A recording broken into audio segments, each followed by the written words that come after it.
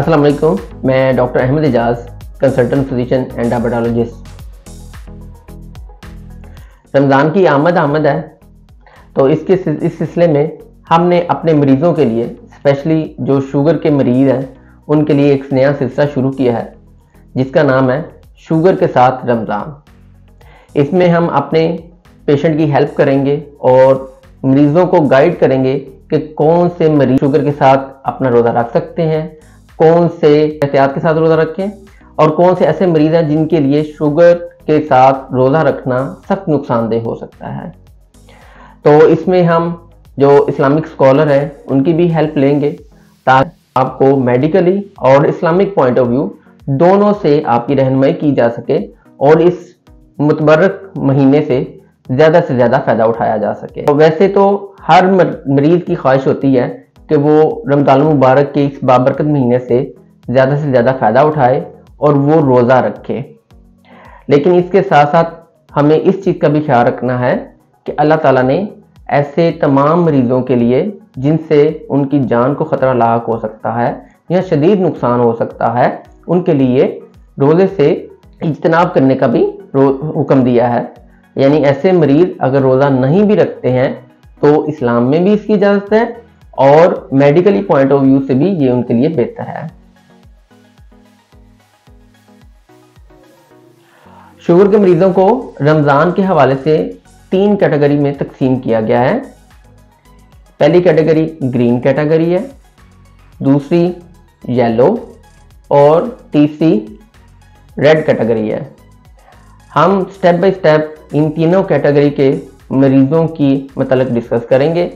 और बताएंगे कि इनमें से कौन सी कैटेगरी के लोग रोज़ा रख सकते हैं और रोज़ा रखने के दौरान उन्हें कौन सी एहतियाती तदाबीर इख्तियार करनी पड़ेंगी, उन्होंने अपनी सहरी और इफ्तारी में क्या खाना है, उन्होंने वर्जिश करनी है तो कौन सी करनी है और कब करनी है, और जो लोग तरावी पढ़ना चाहते हैं तो उनके मतलब भी हम बताएंगे कि कौन से पेशेंट तरावी पढ़ सकते हैं और कौन से पेशेंट नहीं पढ़ सकते। अब ग्रीन कैटेगरी पेशेंट होते कौन हैं? इसमें वो मरीज शामिल हैं जो शुगर के मरीज होने के साथ साथ कंट्रोल शुगर के साथ ज़िंदगी गुजार रहे हैं। ये लोग ऐसे हैं जो सिर्फ टैबलेट इस्तेमाल करके अपनी शुगर को कंट्रोल कर रहे हैं या जो बेसल इंसुलिन इस्तेमाल करते हैं और जिसका सिर्फ 24 घंटे में एक ही इंजेक्शन इस्तेमाल करते हैं और इसके साथ भी उनकी शुगर कंट्रोल है। तो ऐसे तमाम मरीजों के लिए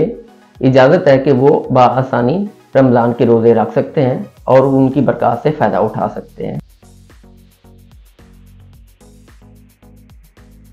ऐसे मरीज जो ग्रीन कैटेगरी में हैं उनके लिए सहरी और इफ्तारी में ये है कि वो रूटीन का ही जो पहले मामलात हैं खाने पीने के उन्हीं को ही वो कैरी ऑन करेंगे, लेकिन इसमें थोड़ी सी तब्दीली ये होगी कि इसमें जो वो मॉर्निंग में मेडिसिन ले रहे हैं वो अब वो इफ्तारी के बाद लेंगे। सिंपली जो रमज़ान से पहले नाश्ता था हमारा, ब्रेकफास्ट था, अब वो ही ब्रेकफास्ट हमारा इफ्तार बन जाएगी और जो हमारा डिनर था वो अब इस रमज़ान के महीने में वो हमारी सहर बन जाएगी। तो खानों को और मेडिसिन को रिवर्स कर देते हैं, लेकिन इसमें आपके मुआलिज की हदायत, मुआलिज से रब्ता करना और मुआलिज की हदायत की रोशनी में ही ये सारी चीज़ें करनी है। अब सैर का बताता जाऊँ तो इसमें जैसे आम दिनों में, आम महीनों में मॉर्निंग वॉक की जाती है, तो इसमें वॉक अगर कोई करना चाहे तो वो इफ्तारी के बाद, नमाज मगरिब के बाद वो 10 से 15 मिनट वॉक कर सकता है। और यही कैटेगरी के लोग आसानी से तरावी भी पढ़ सकते हैं। तो तरावी भी खुद भी एक काफ़ी हैवी किस्म की एक्सरसाइज में आती है। तो अगर रोज़ा रखा जा रहा है, टाइम पे अपने अच्छे खाने खाए जा रहे हैं, चिकनाई से और मुरगन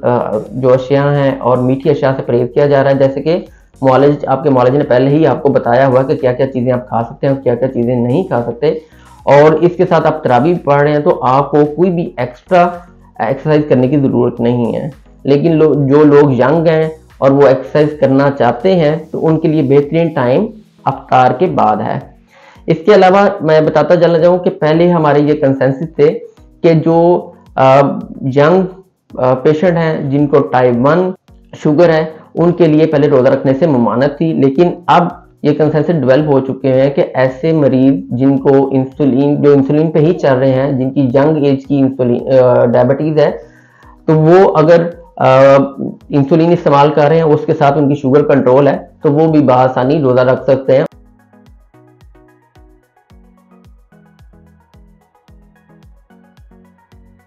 अगर इस टॉपिक के बारे में आपके जहन में कोई क्वेश्चन है तो प्लीज़ कमेंट में वो शेयर करें, वी विल आंसर दैट। हमारे चैनल को सब्सक्राइब करें, लाइक एंड शेयर करना मत भूलें ताकि हमारे आने वाली हर वीडियो आप तक पहुंच सके।